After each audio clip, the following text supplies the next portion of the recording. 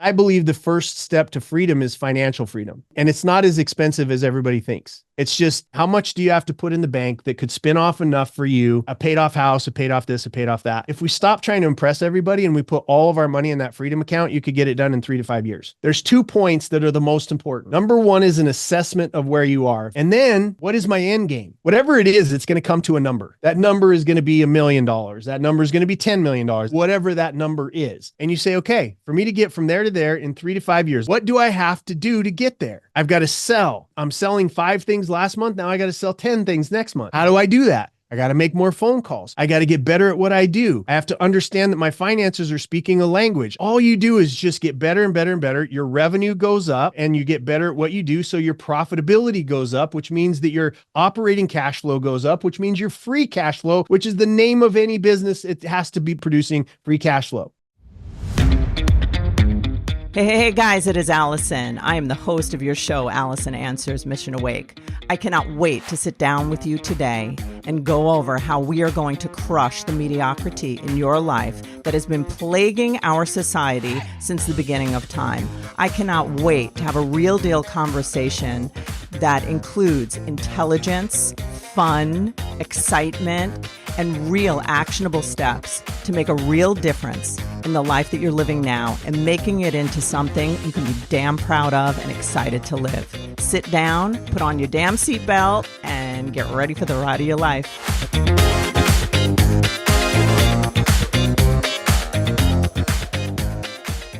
I sold back in 2019. I don't have to do anything ever again, right? And I was like, as I was watching the freedom fights that were going on, and I don't have to take that shot, and I do, yes, you do, and and you can't say this, but yeah, you can, and no, we're gonna bounce you off of this platform, and blah. As I was watching all of that, I got to, again, strangely pulled into like General Flynn and a few other people where I was going around the country talking about freedom. A friend of mine, Lee Dundas, who's one of the most powerful women that I've ever met in my entire life, her and I shut down the Golden Gate Bridge over vax mandates. So not that we didn't, none of us knew, like, not, there was a point where they're like, you're not a doctor. I know that, but I can read stuff, and just give me a minute. Like, just give me, I'm not an anti-vaxxer.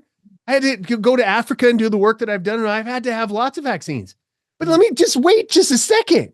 Yes. And it was in that wait just a second that now all of a sudden you're a conspiracy theorist, vax, blah, blah, blah, blah, blah. Right.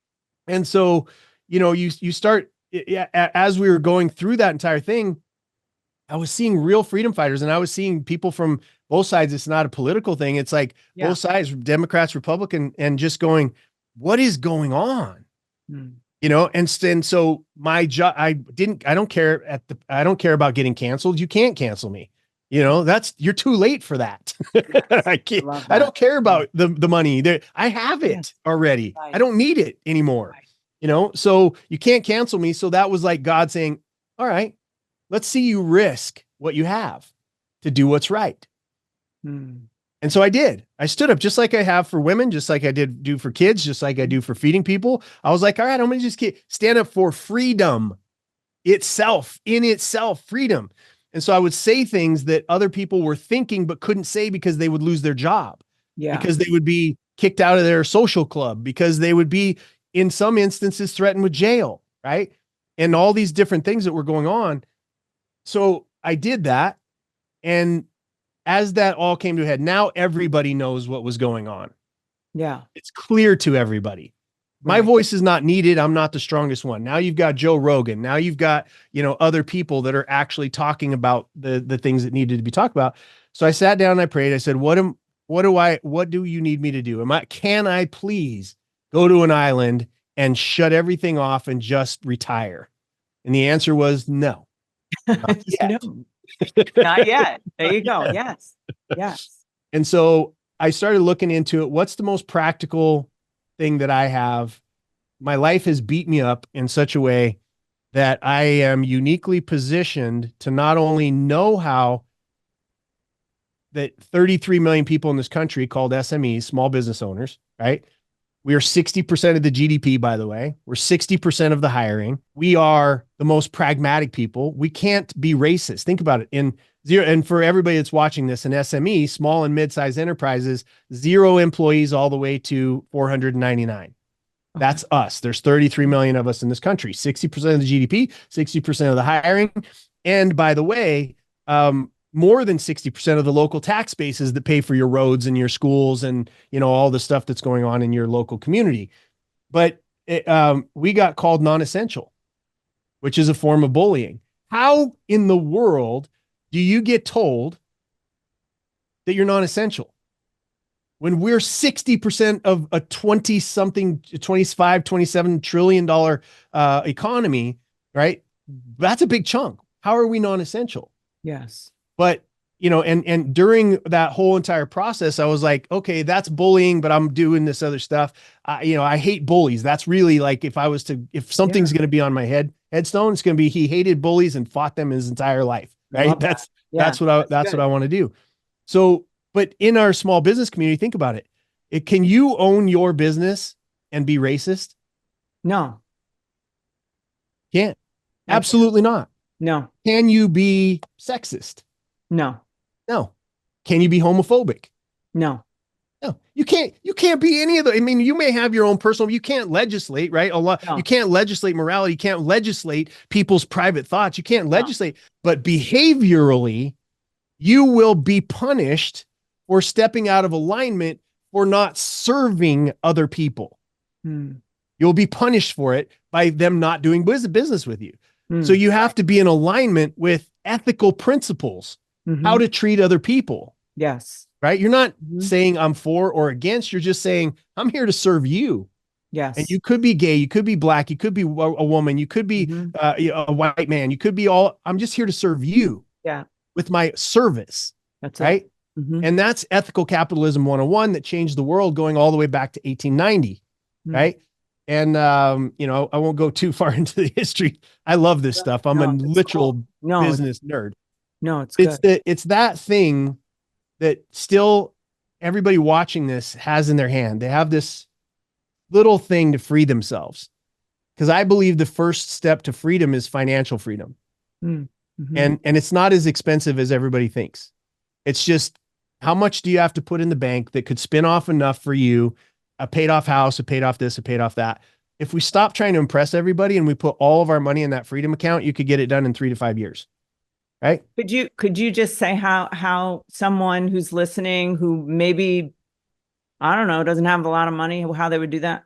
Absolutely. So the idea, there's two starting points, and we have tools to help people with this, right? There's 2 points that are the most important. Number one is an assessment of where you are. If you have a business, there's an assessment of where you are, right? We built out a 50-page assessment questionnaire of questions that I asked, not Chat GPT, not somebody. It's like over the years of me building businesses and selling for as much as I did, and thousands of employees, and going out of business and staying in business and then selling successful businesses, like questions that assess where you are. Okay. Step one, you don't need my assessment tool to do it. Figure out what you have. What are your assets? Who do you know? How much money do you have in the bank? Who do you know that is better at what you're doing than you are? Right. What videos could I watch? This is all free stuff. Who could I take out to lunch in my local community? Like blah, blah, blah. What are my assets? And then you say, okay, great. What is my end game? We have an end game calculator too, right? All people have to do is just reach out and ask me for that. And what that end game calculator does is simply walk you through the following, which you can do without my end game mouse, is defining what your end game is. What is your first level of exit? Just because you exit once doesn't mean your dreams aren't going to grow, your aspirations aren't going to grow. It's just, if I was to sit down and go, okay, cool, I would love my house to be paid off. I would love my car to be paid off. I'd like to have my kids' education paid for. And I'd like to have $500,000 in the bank that's spinning off, a couple of grand for me every month. So in case the world fell apart, I'm good. Whatever it is, it's going to come to a number. Okay. That number is going to be $1 million. That number is going to be $10 million. That number is going to be whatever that number is. Okay. So now you have where you are, you have where you're going. Now, where you are is, and by the way, the knowing where you're going is so crucial to people, because if not, you got energy and money spurting off. You're going to go to this seminar because they know the secret. You're going to buy this book because they know the secret. You're going to buy that program because they know the secret. Oh, AI, right? You are literally a puppet. Yes. Following the hope dope, right? That's what you're doing. And so it's pulling you off. Oh, my friend got a Lamborghini. I better go get a Lamborghini. Oh, my friend moved to that neighborhood. I should probably move it. And it's just all of this freedom money, the access, the straight line to your freedom gets drained off by people and by ideas and by distraction. It's true. And so that money, which could already be in there, could be in there in 3 to 5 years if all you did was take this starting point, this thing that you've got a business, this miracle of modern mankind and womankind is that you have a business that all you have to do is apply yourself. Okay. Now you go back to where you are and you say, okay, for me to get from there to there in 3 to 5 years, let's make it 5 years. Put the date on the calendar, reverse engineer to where you are. What do I have to do to get there? Okay. I've got to sell. All right. So I'm selling 5 things last month. Now I got to sell 10 things next month. How do I do that? I got to make more phone calls. I got to get better at what I do. I have to understand that my finances are speaking a language. I need to understand training and methodology, because I can't do it all myself. I'm going to have to hire people. All of that all you do is just get better and better and better. Your revenue goes up, right? And you get better at what you do. So your profitability goes up, which means that your operating cash flow goes up, which means your free cash flow, which is the name of any business. It has to be producing free cash flow. The biggest mistake, research after research after research by Harvard, by Wharton, all that kind of stuff, say that business owners incorrectly think in their mind that someday they're going to sell their business and that's their retirement. Oh, yeah. So it excuses reinvesting excess money back into your business and into ridiculous events and gurus and bullshit, right? That it just keeps taking out that money. I'm reinvesting it in my business. No, you're not. You're spending your retirement. Yes. You're not investing in anything. Okay. And so the biggest mistake people make, and so they get to about 70 and the business just goes, you can't, because you get to the end of it and you're like, I'm gonna sell my business. You're still necessary, right? So you can't sell it. If you are necessary in your business, you cannot sell your business. No matter who's lying to you, no matter what guru's out there telling, oh, we can buy businesses and flip them and we can make a bunch of money. It's lies and bullcrap. Yeah. Okay. So if you are still needed in your business, you cannot sell. Now, of the businesses that get put on the market to sell, less than 7% of them ever sell. Yeah. So that pipe dream, you have to fund your freedom fund as you're operating and build your business to exit. That's the brand that I built, right? Built to exit. We launching in like 6 weeks, but 40 years or whatever it's been of doing what I'm doing, or 30 years, right? Sorry. 30 years of doing. Built to Exit is it's a brand that is for literally that I went, because we got Anton J, which is my consulting company, and we've been doing, that for 20 years. And what we decided to do was build this very specific brand called Built to Exit. And we took everything that I've done for hundreds of other businesses, for selling my own companies, and we systemized it for 2 audiences. One is a business owner who wants to actually build their company to exit. And 2, for the 145,000 business coaches and business consultants that exist out there to actually get better at what they do. There's some good ones. There's some good ones, but most of the business consulting and coaching advice you're going to get was from somebody who was a CPA. Okay. So this is my hammer. Okay. I'm a CPA. And if everything, if all I have is a hammer, everything looks like a nail. Yes. You can look at it from a CPA perspective. Okay. I might've been a salesperson.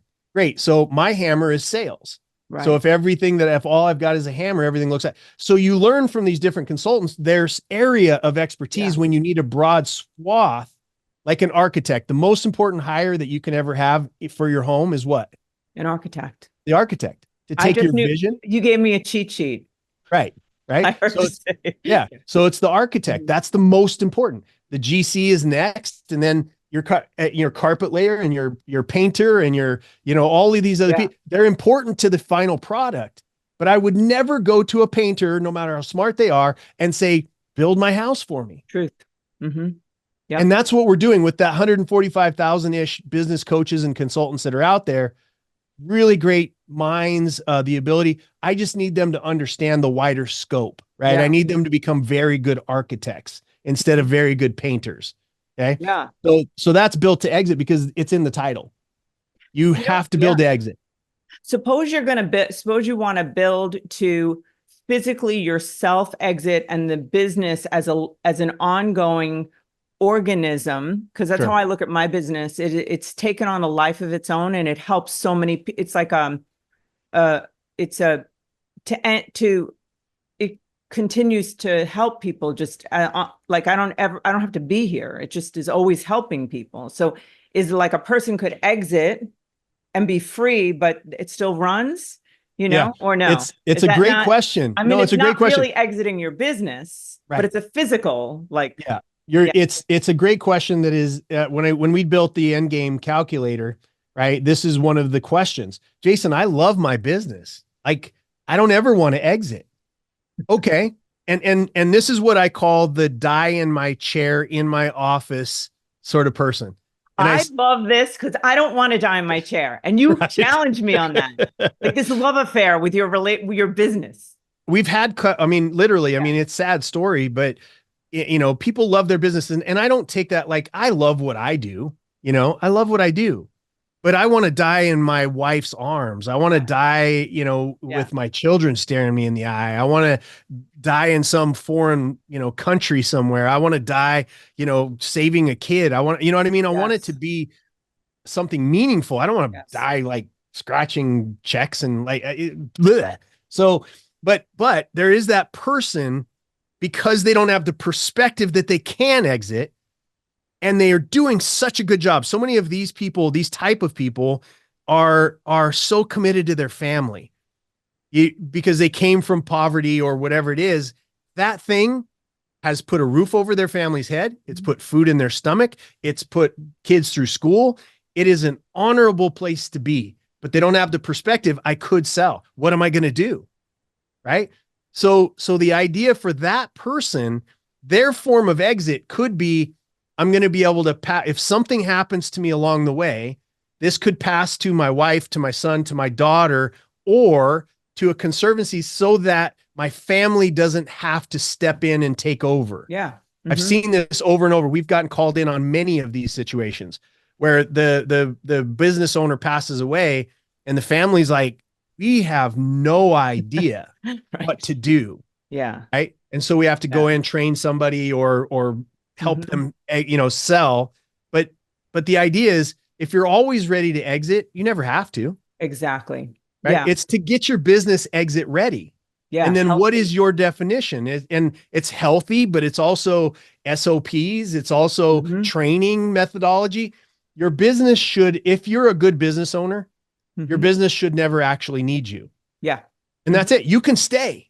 Right. But once it gets to a place where it doesn't need you, now you've done a good job that's not going to burden your family if something happens to you. Yes. Right. It's not, if you get sick or whatever it is, it's not going to burden them. And by the way, if you decide at some point in time, I'd like to go to Paris, you go to Paris. If you'd like to go on an undercover mission with us to go get kids, you can go on an undercover mission. You want to pay for the undercover mission, whatever. Yeah. It just gives you freedom of choice. That's all exit means to me. Yeah. That's what I meant. Yeah. Like, because I don't have to be here. Right.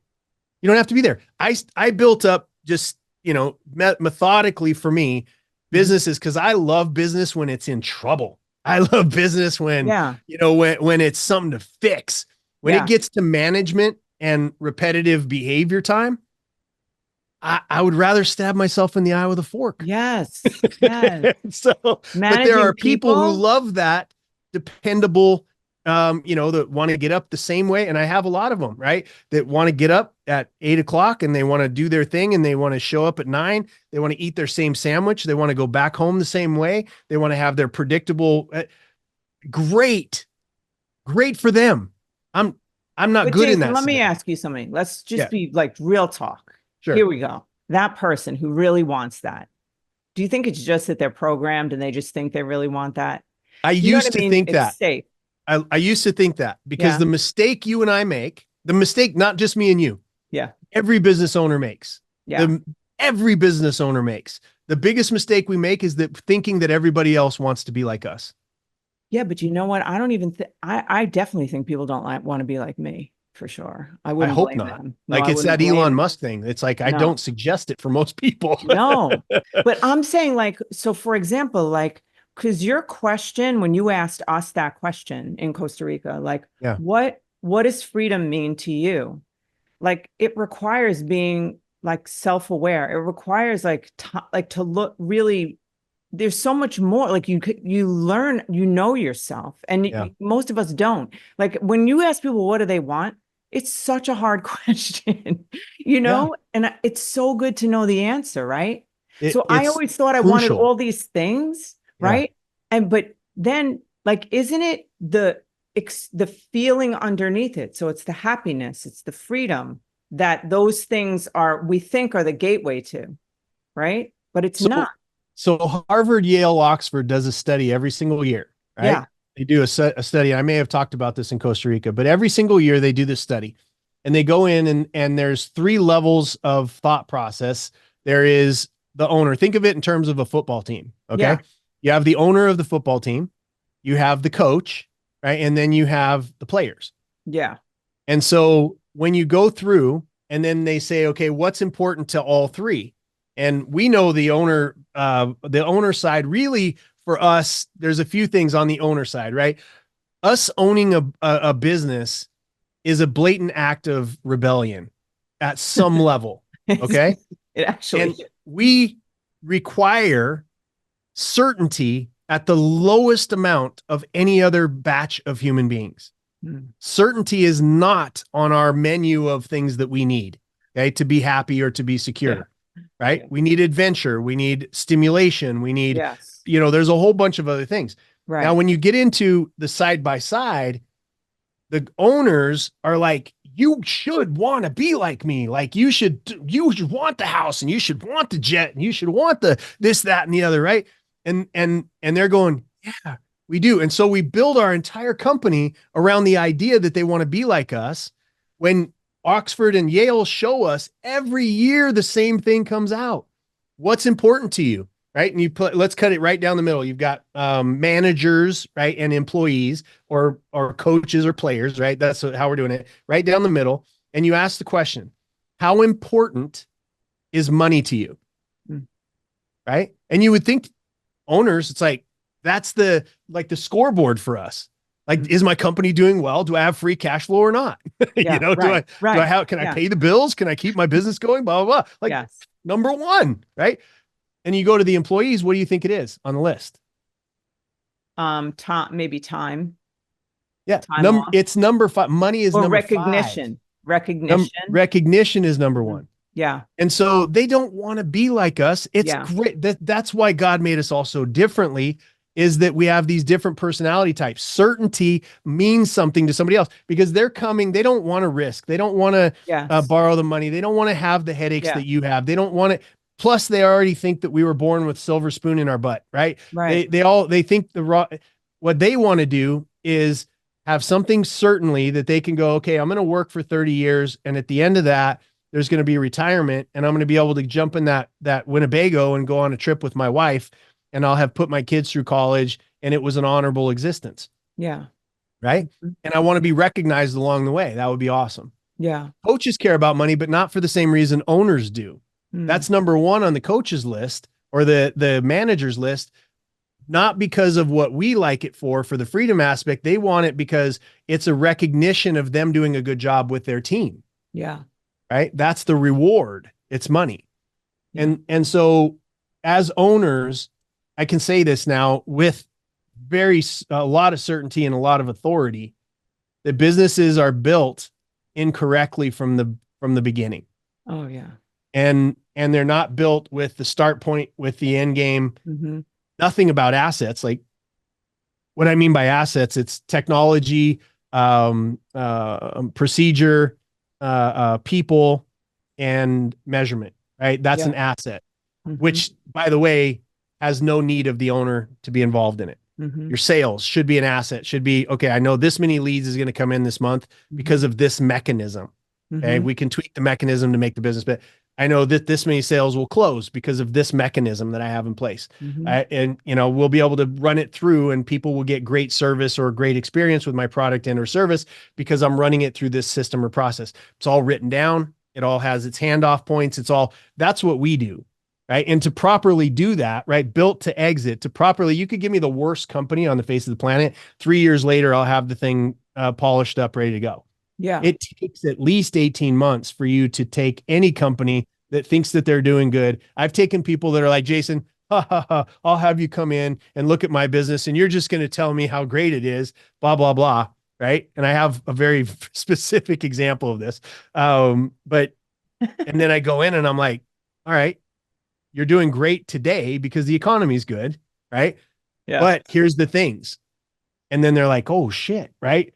And so you fix those things, you get them all in alignment, because that's really really what we do. Built to exit teaches you how to build the proper assets, but even more importantly, the proper sequence in which to build them. Right. And then even more importantly is, how are you measuring your distance from where you are to your end game? Yes. And there's it's methodical, it's duplicatable, it's predictable. It's all of those things. But we think the world wants to be like us. And so we set our businesses up more for an adrenaline rush or for an ego boost than we do a machine that creates cash that then gets everybody what they want, including your employees. I want that so much. And you know what? The thing also, I think I'm more in the animal that's like, oh God, don't look in those drawers. They're a mess.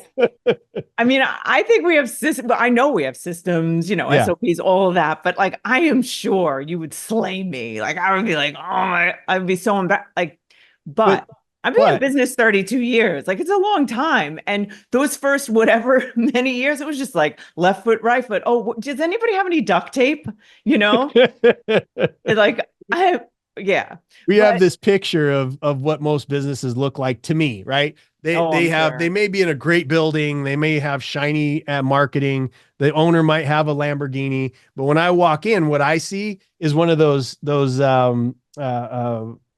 trailers.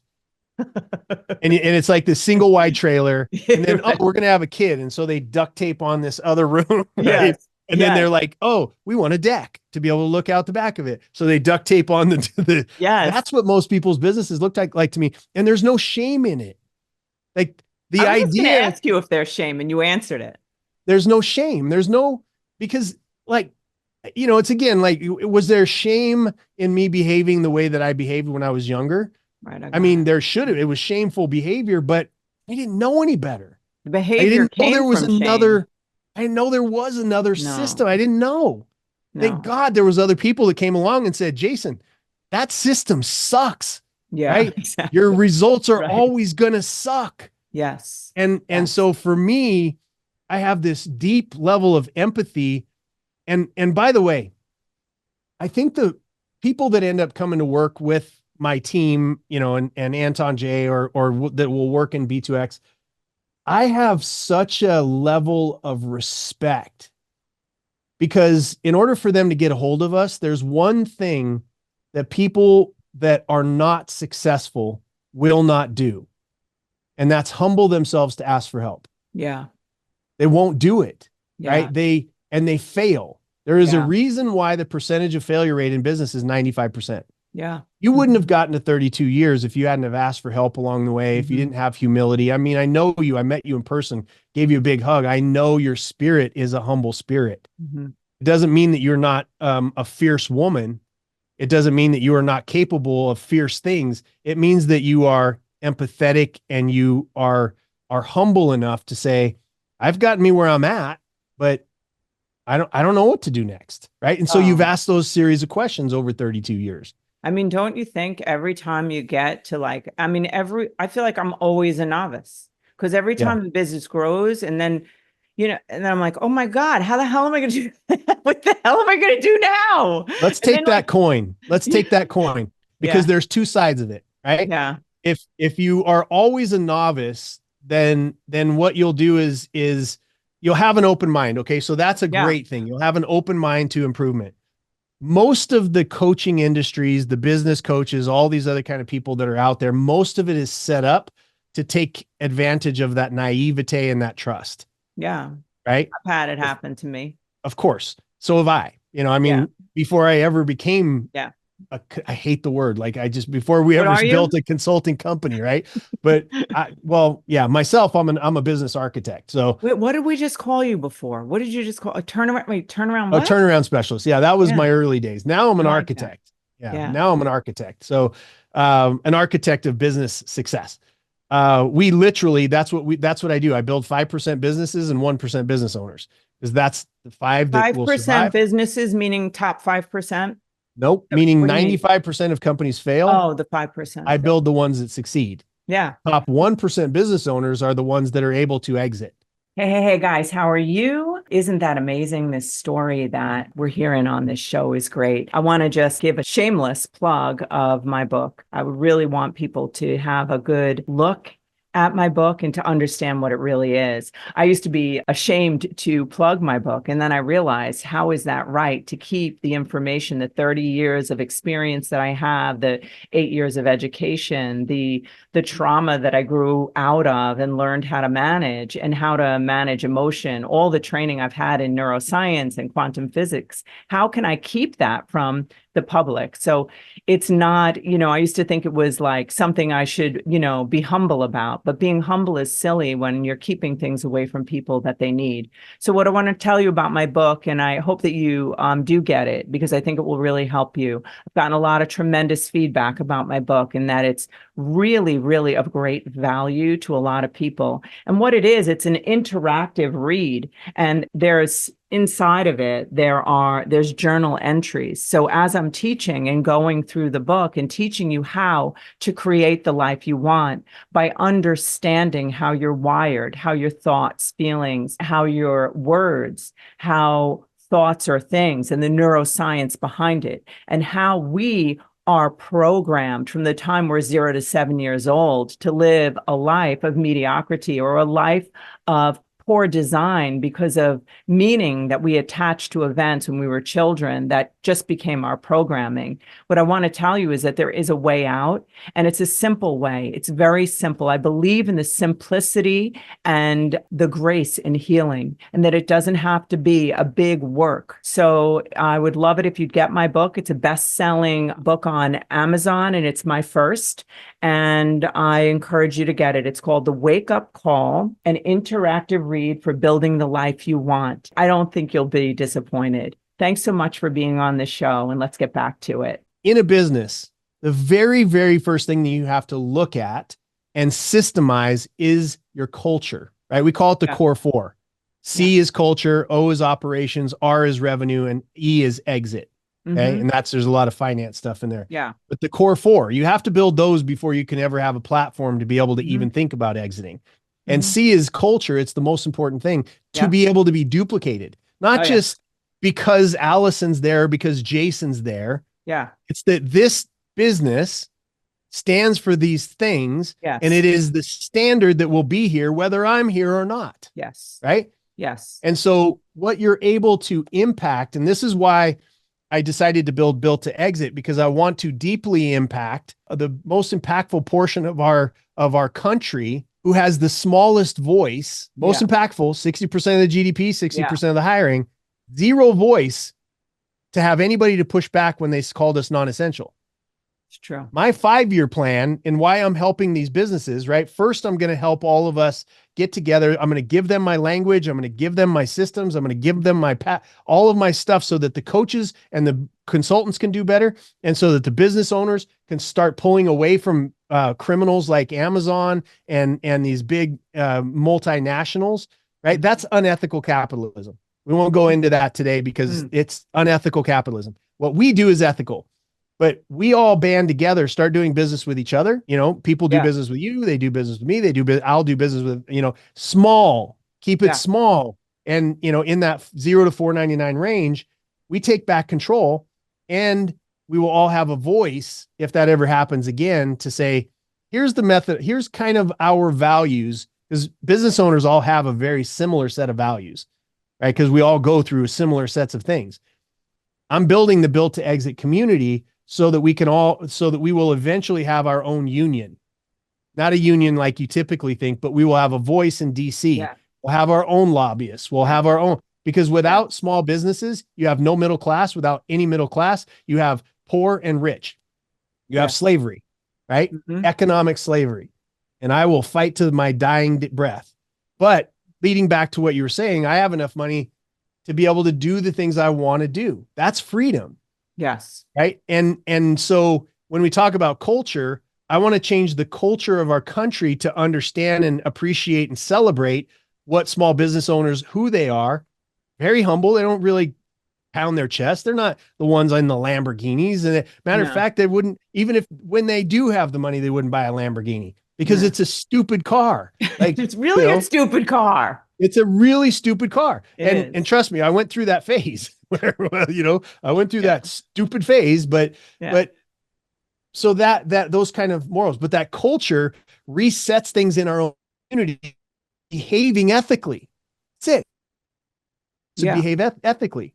Yes. Because we're all being we're saying, okay, not only do I build a business, but my excess is used to ease suffering, right? That's what I use my excess for, is to ease suffering in the world. Right. And so I can ease suffering because small business owners have this one word that doesn't exist in unethical capitalists, multinational business owners, our corrupt politicians.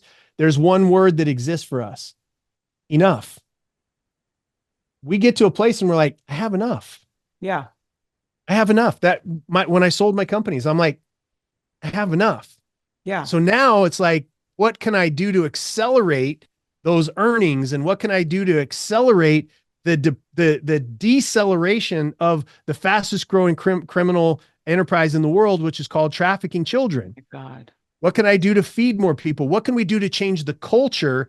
And that's why I'm with my business owner family, why I'm speaking to you today, so that this gets out to other business owners, is because when we do this, starvation comes down. When we do this, child trafficking comes down.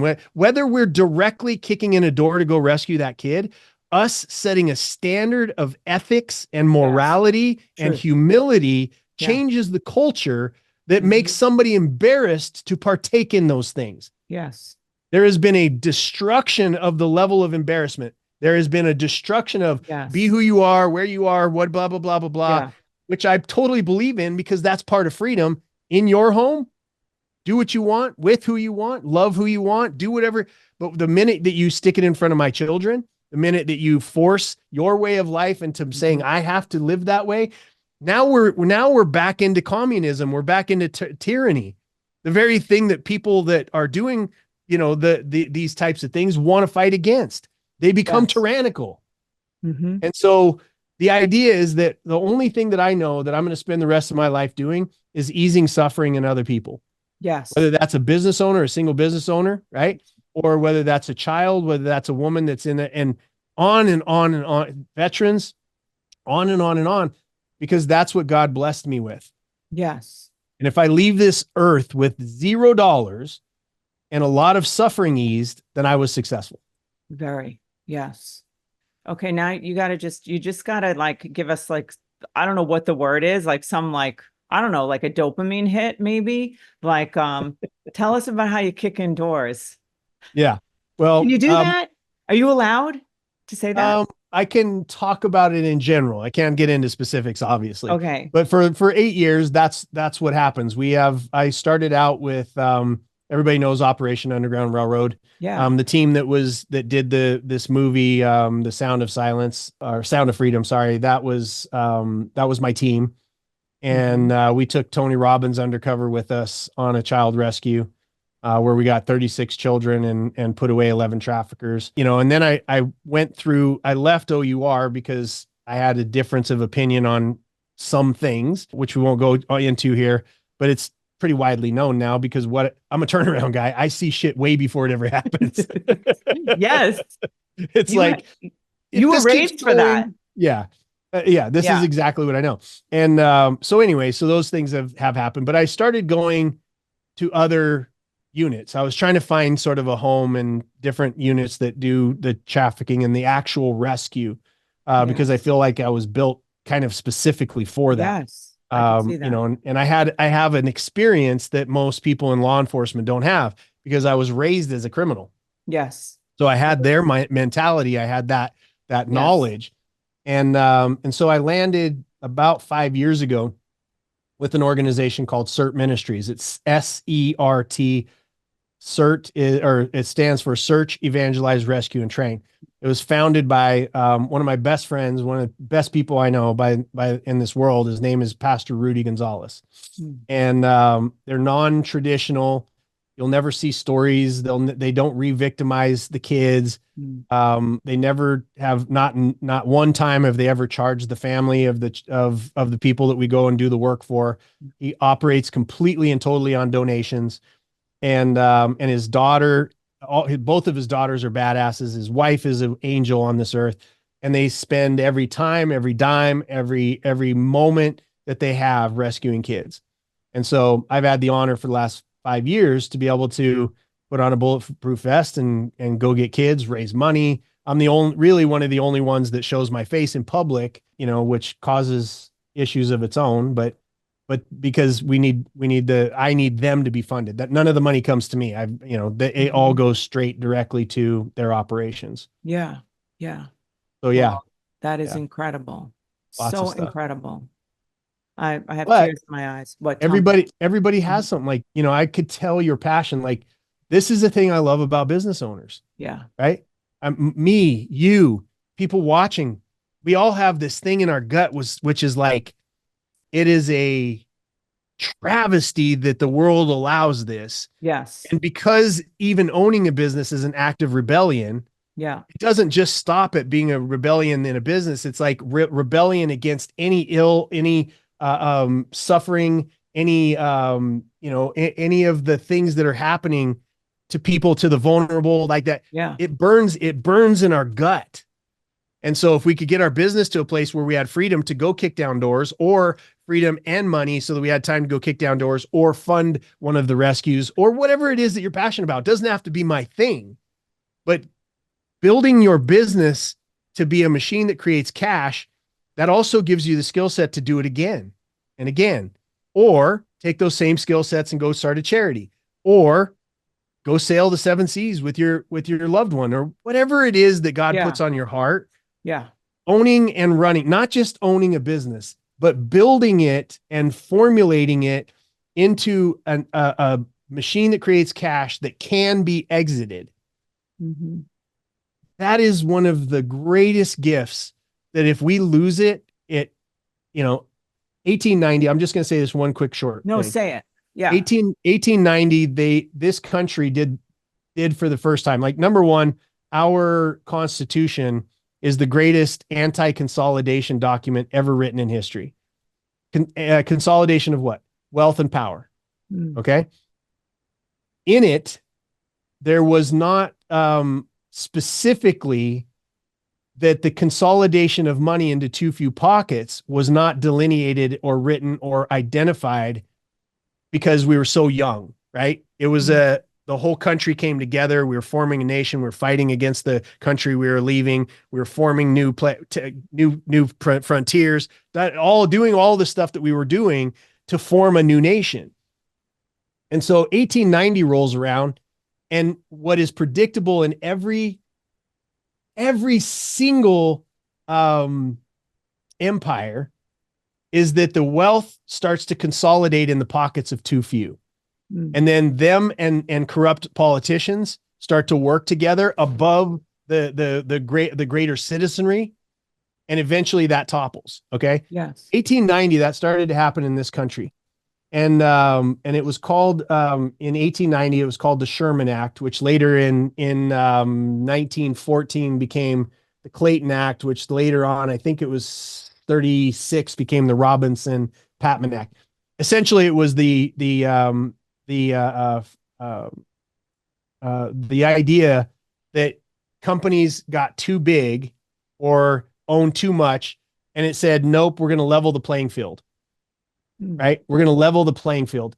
And what we're going to do is it's going to be the anti-consolidation against these businesses taking over everything. Because once you reach a certain point, now you can control the business owners with the laws that they pass. You can disadvantage competition. You can put them out of business. You can run bad stories about them. You can do all of this stuff, which, by the way, is what's happening right now. There is a consolidation of too much power and too much wealth in the hands of Bezos, Zuckerberg, right? These types of people needs to be broken up. Yeah. So 1890, when you get to 1890, the poverty rate was 90% lived in poverty, 10% did not. Wow. Yeah. It flipped it on its head, right? That's the only thing in history that changed. 1776, yes, we had the country, but it didn't really change the abject poverty measurement. From then to now, you flip that on its head, and it's 10% live in abject poverty, still too much. But that's what changed it, was for you and me and people like us and people watching your show to have the ability to take this precious thing called business and to be able to compete by doing what? Falling in love with the outcome of someone else, right? That is the only place that joy lives. Is in service to other people. Yes. Instead of in service to ourselves. So you get free and you want to do that more and more and more, but you fall in love with somebody else's outcome. You build a business. You have to go against your weaknesses. Let's say that you have some racist tendencies. You have some sex. You have to develop and discipline yourself into being somebody worthy of doing business with. Yeah. Right. It's the greatest thing. And by the way, that separates out the power that a government can have by controlling. Go to Italy. I mean, prior to this recent, go to Italy. They give you just enough to subsist, but not enough to have a voice, not enough to have excess, not enough to really be able to do the things that are planted in us by God, because it's controlled economically. Yes. Okay. And Venezuela just fell. Used to be the third largest economy in the world. It fell in one generation with Chavez and now Maduro, and we just saw him steal an election down there. People are having to kill the zoo animals to eat. Oh my God. Once the third wealthiest country in the world, right? And so I could go on and on. I'm just I'm a nerd when it comes to this stuff, but my point is that if people could leave this show with three things: number one, figure out where you're at; number two, figure out where you're going; number three, be genuinely appreciative of the fact that you can build a business in a country still to this day. Yes. And rise to the levels of your talent, rise to the levels of your ability. Doesn't mean you're going to do better than somebody else. It doesn't mean you're going to do worse than somebody else. We have freedom of opportunity here in this country. We don't have freedom of equality of outcome. We have freedom of equality of opportunity. Yes. And in order to achieve, we have to, it's merit based. And if that goes away, we end up with rich and poor, go back to 90-10. And you want to help people succeed in those small businesses so they have the systems, the machine to do it. I need them to be successful, Alison. Yes, I need the small business community, the small and mid-sized companies. I need them. You need them. Everybody watching this, we need each other to be successful. Yes. Because if not, we are then going to beg for however much money we're going to get from a multinational company per hour, be told when we can be sick, when we can go home, how much time we can spend when our kid is born, or a government that's going to tell us when you have to show up, how much you're worth. It's their money. It's their money, or it's my money. Yeah. And I want a bunch of people, of thriving small SME community, for us to do business with each other, to keep each other around, to be able to pass this on to the next generation. Yeah, that is good. then to the poverty mindset, again, I'm speaking to myself, my younger self, is that no matter what people tell you or have told you, it's not true until you let it be. 100%. Right? Yeah. It's not true until you let it be. So Mm-hmm. whatever's next, and this is one of the bones I have to pick with most of the consulting world out there, the most of the not the consulting world, the guru world, Yeah. is that they're like, oh, you might be making, $100,000. Let me tell you my secret to how to sell for 100 million. Shut the hell up. Like, number one, you didn't sell for $100 million. Number two, you had a shitload of investors and you probably maybe got out of there with $800,000. Like, so, and by the way, if it was true in the first place, right? Yeah. Right. So, but that destroys the idea, because people are like, okay, I'm going to get in, I'm going to do $100 million. And they're like, I'm still doing $100,000 now. I do it $100,000. It just kills the spirit. And you further tamp that down because these gurus want to skim hope money off the top. Yes. Right. They're not teaching you anything. Yeah. Right. They're just embarrassing you. They're taking your money. They're not delivering a bunch of value. Not everybody, but a big portion of them out there. Yeah. Big problem with that industry right now. So, but the idea is that if you're doing 100,000, set your sights on 200. Mm-hmm. Right. There's chunks of jumps that you do. 100 to 300. That's your first jump. Right. 300 to 750. That's your next jump. Right. 750 to 1.5. That's your next jump. Right. 1.5 to 3 million. That's your next jump. And there's predictable things that are going to happen all the way up, but don't start out with the idea that you're going to go from 0 to even 1 million right off the bat. Yeah. Right. You stage these things and you make those jumps. And a lot of people don't agree with me because they believe that someday they're going to just walk out the door. They're going to start some business and they're going to be flying in a jet somewhere. Right. It hurts so many people. A lot of people, $100,000 a year from a business has created a level of freedom for their family that they didn't have before. And it's honorable. 300,000, it's honorable. Like just owning a little restaurant or a shack or a food cart or cleaning toilets for a living. Whatever it is, that was one of my bigger successes was commercial janitorial. Yeah. So for the poverty mindset, just figure out how to do a little bit more, sell a few more things, and go from wherever you are and double that. Right? Make that your very first jump. If it's 50, get to 100. If it's 100, get to 2. If it's 3, get to 6, right? Just look at doubling it by making more phone calls, serving more people, getting better at what you do, right? The core 4.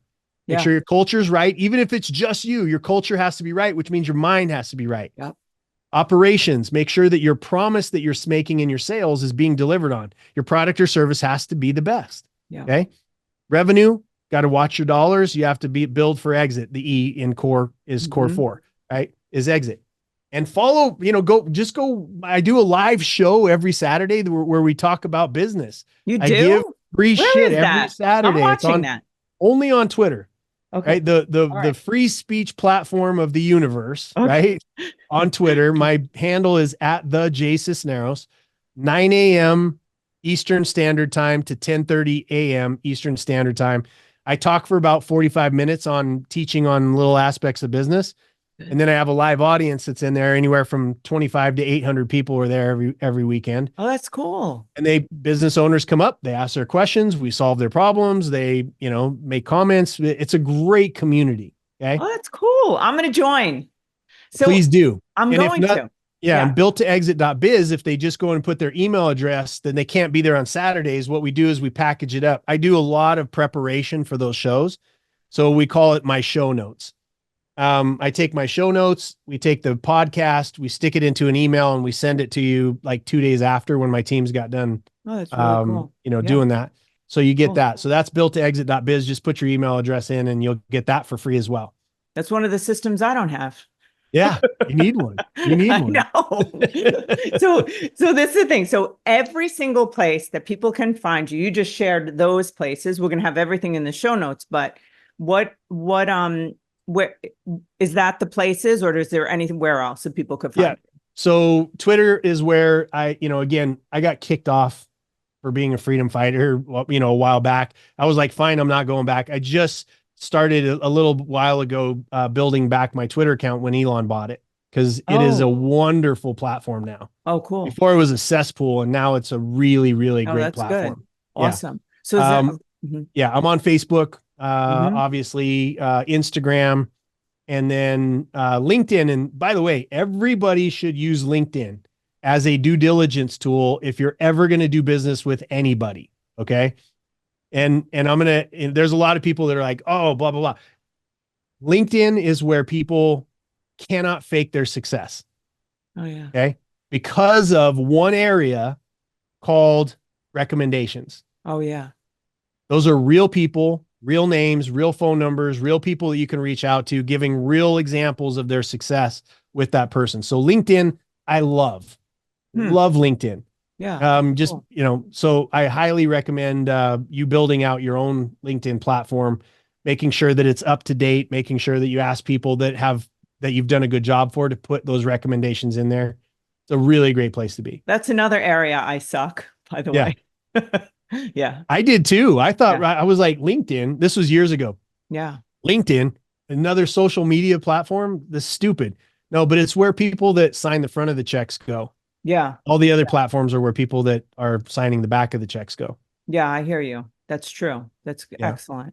And then jasonsisneros.com. That's the easiest one. It is. Yeah. I want to thank you really so much for all of the time. You really shared a lot, and you were here a really long time. And I want to apologize for taking you hostage, actually. I'm a willing hostage. I took a freedom fighter hostage for an hour and a half. Yeah, I sent a message out to my rescue team to come get me off. No, I'm just kidding. Oh my God, shit. Okay, so listen, I just want to thank you so much. It's my pleasure. Thank you for having me. Honor. Great questions, great conversation, wonderful platform you have, and I'm proud of you for everything that you're doing. I'm so grateful. Thank you. Guys, thank you so much for listening to the show. I just want to say to you that we are all together a part of the Mission Awake, a mission that's going to stop the mediocrity that's plaguing all of us. So if you got something here today, I ask that you would be a part of this mission and you'd share it with whoever you can. Take a screenshot of the show and share it on your Instagram. If you are looking for me, you can find me on social media platform Instagram, Alison Answers, or Lager Counseling Services. And give us a review and subscribe if you could to YouTube, Alison Answers. That's where you're going to get a lot of content. I drop stuff every day, goofy stuff, all different kinds of stuff. 5-minute videos that just get you moving in your day. Have a great week. See you next time.